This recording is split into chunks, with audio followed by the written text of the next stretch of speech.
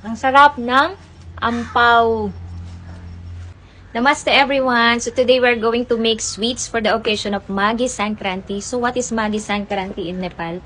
Festival celebrated here in Nepal and India too. On the first day of Magh, the Nepali calendar. Ayun, ang uso. It marks the day when winter is slowly ending and starting off warmer days. Mas mainit na.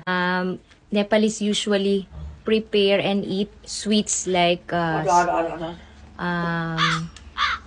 sesame seed, laddu or puff rice, yam or tarul, sweet potato because it gives energy during winter. So today, mom is preparing already to make the sweet laddu. Going to make sweets.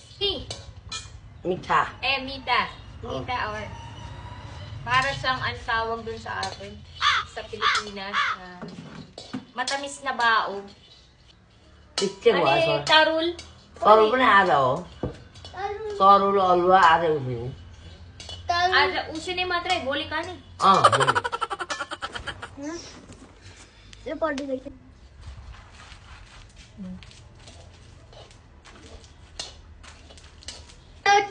Laddu र मिठो हुन्छ coconut. Laurel. त्यो के हो मिठा खान्छौ यहाँ Harap. कस्तो राम्रो मिठो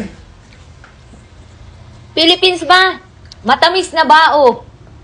Bao, ba ano na? बाओ Matamis na bao.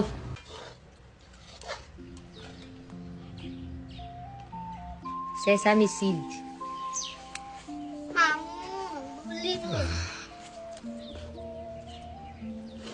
So this is lado. Wala dati muna.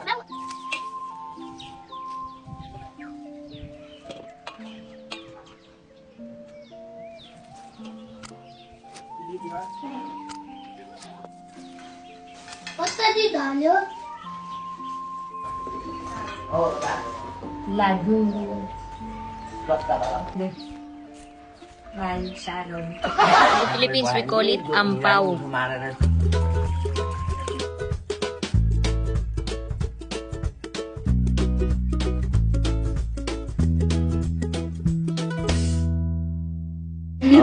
Tagalog mo ampaw.